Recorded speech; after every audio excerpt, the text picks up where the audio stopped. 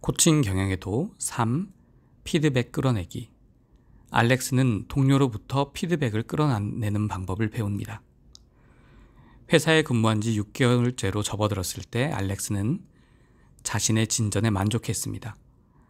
그는 회사가 어떻게 운영되고 있는지를 이해한다고 생각했고 이미 중요한 실적을 쌓기도 했습니다. 아직 누군가를 관리하지는 않았지만 효과적인 질문 기술을 실행해 좋은 효과를 보기도 했습니다. 잘 준비된 질문을 통해 물론 그는 그 대답은 이미 알고 있었습니다. 회의의 진행을 건설적으로 바꾸어 놓은 것이 몇 차례 되었습니다. 그러나 한 가지는 아직도 의문으로 남아 있었습니다. 내가 얼마나 잘하고 있는지 도대체 어떻게 알 수 있을까? 누구도 직접 얘기해주는 사람은 없었잖아. 아이스크림 프로젝트는 유보된 상태였고 알렉스는 이것은 분명 위험스러운 조치라고 생각했습니다. 이제 그는 상사인 밥과 함께 생산공정 능률화 프로젝트를 수행하고 있었습니다. 그는 그 프로젝트에 대한 기대감이 컸습니다. 자신이 그 프로젝트에 공헌할 수 있는 관련 기술을 보유하고 있다고 생각했기 때문입니다.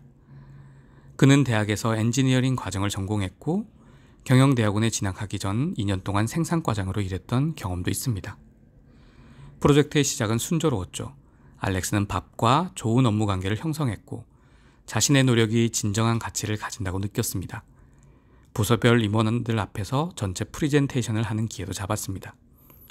그렇지만 그는 자신이 많은 코칭 혹은 피드백을 받지는 못한다는 사실을 깨달았습니다. 그는 지난번 프리젠테이션 직후를 포함해 몇 차례 조심스럽게 밥에게 이 문제에 관해 얘기를 했습니다. 그러나 밥은 알렉스가 매우 잘하는 것 같다고 사실 그의 예상을 넘어선다고만 얘기할 뿐이었습니다. 알렉스는 사라에게 조언을 구하기로 결정하고 기회를 잡아 구내식당에서 사라의 옆자리에 앉았습니다. 사라, 내 업무 수행에 관해 밥은 적절한 얘기를 해주지 않아요. 당신이라면 유용하고도 건설적인 피드백을 끌어내기 위해 어떻게 하시겠어요? 그녀의 대답은 천진할 정도로 단순했습니다. 물어봐야죠. 그리고 들어봐야죠. 며칠 후 알렉스는 이를 실행해 보았습니다. 밥, 30분 동안 시간을 내주실 수 있겠어요? 당신에게서 지난 2개월 동안 내 업무 수행에 대해 피드백을 받고 싶어요. 그러죠, 알렉스. 하지만 나에게 어떤 피드백을 원하나요? 나는 당신이 피드백을 요청한다는 사실 자체가 다소 놀랍네요. 당신이 피드백을 원하리라고는 한 번도 생각해 본 적이 없기 때문이죠. 왜 그렇게 생각하셨습니까? 알렉스가 놀라워하며 물었습니다.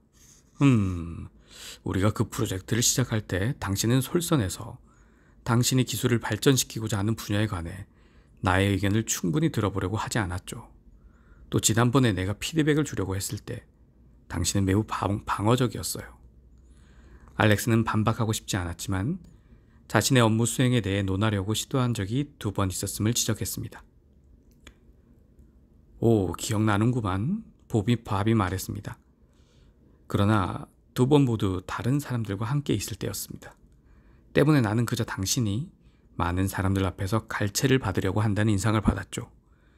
사정이 그렇다면 후에 시간을 내지 못해서 미안합니다. 그건 그렇고 구체적으로 어떤 분야에서 내 피드백을 원하나요? 알렉스는 확신하지 못했습니다. 그는 경험이 풍부한 밥은 집중해야 할 부분을 정확히 알고 있으리라고 생각했습니다. 어떻든 그들은 그 다음날 만나기로 약속했고 그때까지 알렉스는 가장 소중하게 도움받아야 할 분야에 대해서 생각해 보기로 했습니다.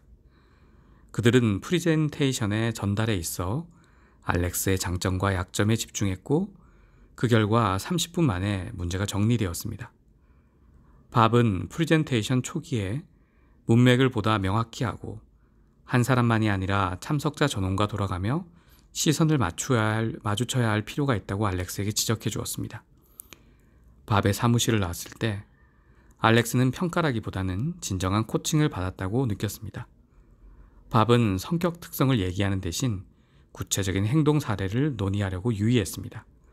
알렉스는 역시 명확한 행동 계획을 세우고 있었습니다.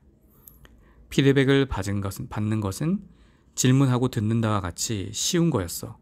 알렉스는 이렇게 생각했습니다. 다만 올바른 주제를 다루기 위해서는 당신과 당신의 코치 모두 당신에 관해 잘 알고 있어야만 합니다. 그리고 당신의 방어적인 태도는 버리고 열린 마음으로 신중하게 들어야만 하는 것이죠. 알렉스는 앞으로 참조하기 위해 다음 2페이지와 같이 요점을 정리해 두었습니다. 그것은 오늘처럼 언젠가 그가 부장으로 승진한 다음에도 매우 유용할 것입니다. 그리고 또 그는 학교 다닐 때 외웠던 시 한 구절을 떠올렸습니다. 모두가 미심쩍어 해도 그대가 스스로를 믿는다면 그들의 의심마저 포용하라. 러디어 키플링. 피드백 받기. 당신이 유용한 피드백을 마지막으로 받은 때는 언제인가요? 아마도 아주 오래전일 것입니다.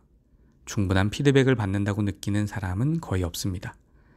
이것은 노인이나 젊은이, 노련한 사람이나 신출내기, 유능한 사람이나 능력이 처지는 사람이나 모두 마찬가지입니다. 이 책은 근본적으로 위대한 코치가 되는 방법을 다루고 있지만 위대한 고객이 되는 기술에 대해서도 언급할 가치가 있습니다.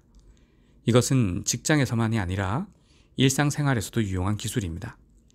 피드백을 받지 못하는 간부는 이유를 불문하고 개인적 생산성에 중요한 자기교정, 셀프 커렉팅 메커니즘과 이의 기여를 무력하게 합니다. 그러나 당신은 은밀한 고객이 될 수는 없으며 피드백을 원한다는 점을 명확하게 밝혀야만 합니다. 또 피드백의 요청은 누군가에게 부탁하는 것이기에 코치의 입장에서는 용기가 요구됩니다. 당신은 그 사람의 입장에서 이러한 과정이 가능한 쉽게 진행될 수 있도록 해야 합니다. 다음 페이지에는 몇 가지 제안들이 있습니다. 피드백 받기, 제공자의 편리를 봐주기. 1. 주제에 적합한 코치. 당신이 진정으로 신뢰하는 코치를 선택합니다. 예를 들어 당신이 다음에 어떤 피드백을 원하느냐에 따라 동료, 부하, 상사, 친구 중에서도 서로 다른 사람을 선택할 수 있습니다. 경영 스타일, 당신이 관리하는 사람들 중에서 선택하십시오.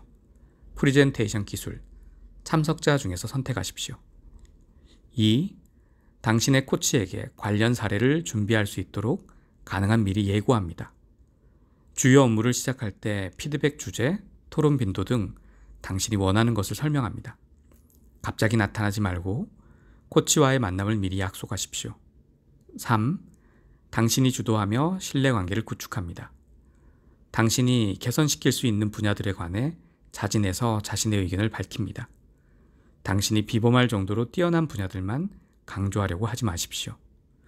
당신에게 동기를 부여해 주거나 동기를 빼앗는 요인, 그리고 기타 관련이 있다고 생각되는 요인들을 설명해 주십시오. 4. 피드백을 진지하게 받아들이십시오. 방어적인 태도를 피하십시오. 다시 피드백을 원하지 않을 경우에는 물론 관계가 없겠죠. 코치의 얘기를 따르십시오. 당신의 진짜 관심을 보여주고 당신이 배운 바를 요약하고 구체적인 사례와 설명을 요청하십시오. 5. 감사를 표시하십시오.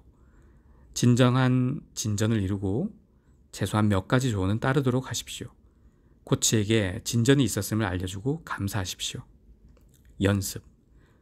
이번 주에 당신에게 중요한 피드백을 줄 수 있는 사람 2명을 찾아서 그들에게 피드백을 요청하십시오.